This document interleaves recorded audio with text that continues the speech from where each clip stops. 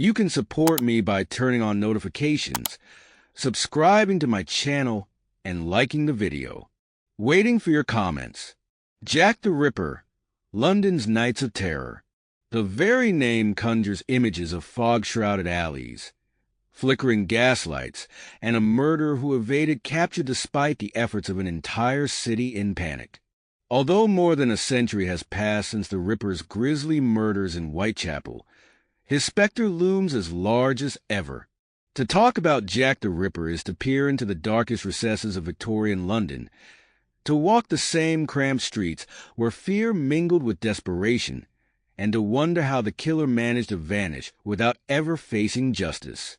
The labyrinth of alleyways, the hush that fell after dark, the swirling rumors in every pub, together, these formed the background to a reign of terror that mesmerized the press and unsettled the nation. Late 19th century London was a city of contrasts, a booming metropolis fueled by the Industrial Revolution, yet plagued by poverty and crime in its poorest districts. Whitechapel, in the East End, epitomized the harsh realities of urban life. Overcrowded lodging houses, rampant unemployment, and a constant struggle to survive. Many women, driven by destitution, turned to sex work. The police, overstretched and ill-equipped, battled daily robberies, assaults, and drunken brawls. Into this swirl of hardship stepped an unknown figure who would change the public psyche forever. The murders began in 1888, an era with limited forensic technology and communication hurdles, leaving the city on edge, unsure where the killer might strike next. The first victim commonly linked to Jack the Ripper was Mary Ann Nichols, found in the early morning hours of August 31st, 1888. Her body was discovered on Bucks Row, now Durward Street. Though at first the police believed it was another grim but not unusual homicide in a crime-ridden neighborhood, the brutality inflicted on Nichols soon suggested a far more disturbing scenario. Autopsy reports indicated that her throat had been slashed and her abdomen mutilated. Word spread among the local populace. Someone with a twisted mind and perhaps some anatomical knowledge was on the prowl. The press seized upon the story, fueling a wave of horror and morbid fascination. When the next victim, Annie Chapman, turned up murdered on September 8th, the city began to realize the killings were connected. Chapman's body was discovered in the backyard of 29 Hanbury Street, brutally mutilated, with certain organs removed in a manner that seemed almost surgical. Already, frightened whispers of a maniac with medical expertise circulated among the community. The neighborhood quivered with paranoia, and women felt they had to hurry home before nightfall. A new, chilling sense of dread took hold. Not only was there a killer at large, but he seemed to relish a terrifying level of violence. The press latched onto every rumor, fueling an environment where sensational headlines overshadowed more cautious, systematic detective work. In the weeks following Chapman's murder, fear stalked Whitechapel streets. Journalists gave the unknown murderer numerous monikers: the Whitechapel Fiend, the Leather Apron, among others, but it was a letter received by the Central News Agency, signed Jack the Ripper, that cemented his enduring name. Although the authenticity of that letter remains debated, it captured the public's imagination. Suddenly, the faceless butcher had a signature, an identity that mocked the authorities and terrified everyone else. The letter brimmed with taunts about future murders, claiming the writer would continue his bloody work unabated. As the police struggled to find leads, yet another gruesome event shook the district: the murder of Elizabeth Stride on September 30th. Her body was discovered in Dupfield's yard, though with fewer mutilations than the previous victims. Some speculate that the killer may have been interrupted, forced to flee mid-act. Less than an hour later, Catherine Eddowes was found dead in Mitre Square, within the boundaries of the City of London, rather than the Metropolitan Police jurisdiction. Eddowes's injuries were again horrific: featuring the now familiar trademark of a slashed throat and abdominal mutilation. The press, and indeed the entire city, realized that the man calling himself Jack the Ripper had claimed 2 victims on the same night, demonstrating a brazen confidence in his ability to slip away. The double murder on September 30th sent waves of panic through the entire metropolis, overshadowing politics, society gatherings, and everyday affairs. The press coverage reached fever pitch. People demanded action. Extra police patrols filled the night. Volunteers formed vigilante committees, and city officials sought help from all corners. Sir Charles Warren, the Metropolitan Police Commissioner, faced intense criticism for the apparent failures of the investigation. Meanwhile, the murders seemed to vanish each time, leaving behind only terrifying brutality and cryptic clues.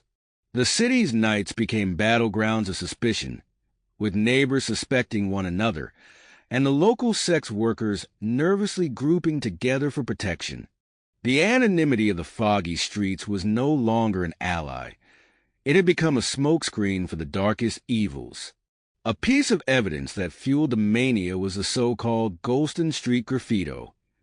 After Eddowes' murder, police found a piece of her blood-stained apron in Golston Street, near a chalk message on the wall referencing the Jews. Fearing that the message might spark anti-Semitic violence, Commissioner Warren famously ordered it to be washed away before a photograph could be taken. This act of erasing the graffito remains controversial, as it potentially destroyed a key piece of the puzzle. The Ripper, it seemed, was playing a game of cat and mouse, leaving tantalizing hints that led nowhere conclusive. Then came the murder that many consider the Ripper's final confirmed victim, Mary Jane Kelly, found on November 9th in her tiny room at 13 Miller's Court. Her body was discovered in a state of shocking disfigurement, a crime so extreme that even hardened investigators struggled to keep their composure. The violence inflicted upon Kelly suggested a murderer who'd taken his time, free from the risk of quick detection. Though Mary Jane Kelly's murder marked the climax of Jack the Ripper's savagery, it also became the point at which the killing seemed to stop. The city waited for another atrocity that never came. Over the following weeks, Whitechapel settled into a tense calm, uncertain if the Ripper had died, gone to prison for some other crime, or simply vanished to continue his murderous spree elsewhere. Throughout the investigation, the police considered countless suspects: physicians, barbers, butchers. Anyone with a plausible link to knives or anatomical knowledge fell under suspicion. The famed Ripper letters, including the Dear Boss letter, the Saucy Jack postcard, and the From Hell letter, added to the swirl of theories about the killer's literacy, intelligence, or mental state. Each new piece of correspondence published in the press fueled more public hysteria. Ordinary citizens wrote to the newspapers claiming to have seen a suspicious man lurking in the alleys, or recounting an acquaintance who harbored sinister habits. But the more leads surfaced, the more the investigation bogged down in contradictory tips and improbable confessions. One suspect was a man known as Leather Apron, real name John Pizer, who was arrested and quickly released for lack of evidence. Another line of inquiry involved a noted physician named Francis Tumblety. Still another suspicion fell upon Prince Albert Victor, the Duke of Clarence, though most historians dismiss this as a sensational rumor. Montague John Druitt, a barrister who died by suicide shortly after Mary Kelly's murder, was also singled out by some detectives. Yet none of these suspects have been universally agreed upon, and each new theory raises as many questions as it answers. As time passed, the puzzle of Jack the Ripper only deepened, with modern ripperologists continuing to propose fresh names and compile evidence from archived police files and coroner's reports. The environment in which these crimes occurred was essential to the killer's ability to strike. Whitechapel's labyrinth of narrow lanes and poorly lit courtyards allowed a man to slip away unnoticed, especially on nights when the London fog lay thick and the flicker of gaslight left many corners in shadow. The noise of crowded lodging houses and the shuffle of drunken patrons leaving pubs made it easy to mask suspicious movements. And the sheer volume of poverty-stricken residents meant that, tragically, a woman's scream might go ignored. The local respect for privacy in those cramped spaces, along with a general distrust of the police, gave the killer an advantage. Meanwhile, newspapers not only informed the public, but also fueled the terror. Sensational headlines screamed of another horrible murder or Whitechapel again, ramping up the idea that London faced an unparalleled horror. Even the naming of the killer, Jack the Ripper, arose from sensational journalism. Some newspapers offered reward money, leading to hoaxes and misleading statements. Cartoonists drew chilling images of a cloaked figure brandishing a knife, the spectral representation of the murderer that overshadowed the real man. The force of public panic and intense media scrutiny put unprecedented pressure on investigators. Citizens demanded immediate results, but all the resources in the world were no match for the cunning or luck of a killer who seemed to vanish like smoke. Over time, the Whitechapel murders changed the face of policing. The need for better detective methods, for more consistent crime scene preservation, and for analyzing evidence systematically grew apparent. Jack the Ripper arguably played a role in catalyzing modern forensic science. Had fingerprint technology, DNA analysis, or advanced psychological profiling existed at the time, might the murder have been unmasked? Possibly. Yet we can only guess how these might have affected an investigation so marred by sensational press coverage and the labyrinthine environment of the East End. An unsettling aspect of the case is how the Ripper's identity remains unknown, fostering endless speculation. From respected doctors to butchers, from petty criminals to aristocrats, everyone from the cunning to the insane has been implicated in rumor or theory. Armchair detectives and professional historians alike comb through archival material, reconstructing timelines, analyzing post-mortem reports, and dissecting contradictory witness statements. The identity of Jack the Ripper is an enduring question that lingers, defying resolution and continuing to grip the public imagination. In the aftermath, Whitechapel carried on, but the murders left scars. Women in the area, especially those working the streets, faced ongoing fear and suspicion. Police patrols continued to sweep the district, even as the memory of 1888 began to fade. The East End never fully escaped the shadow of those nights.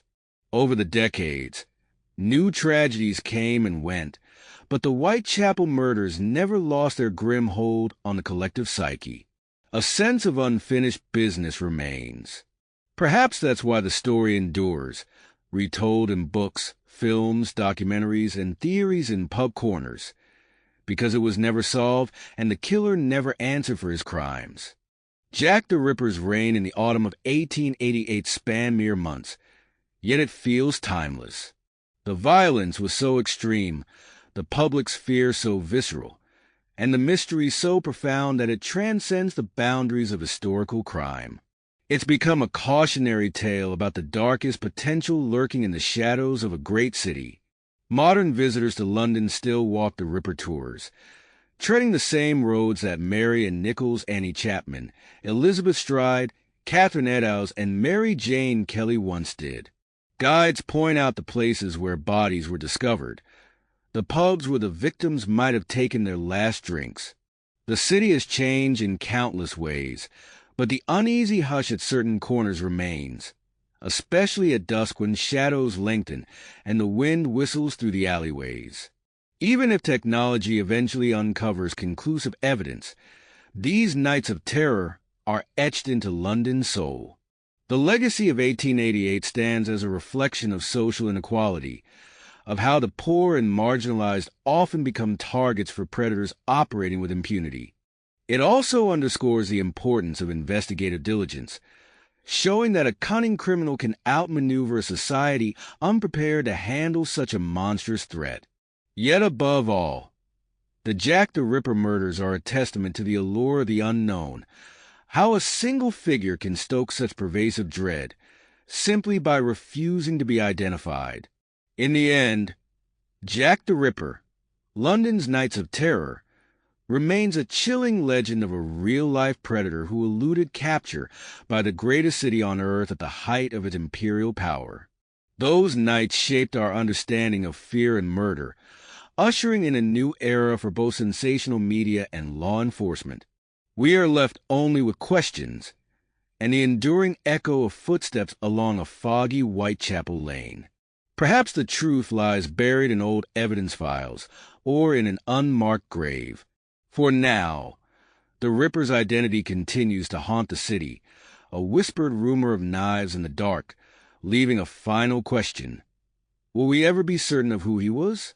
Or must London's greatest ghost story remain forever unresolved, haunting us from the mists of history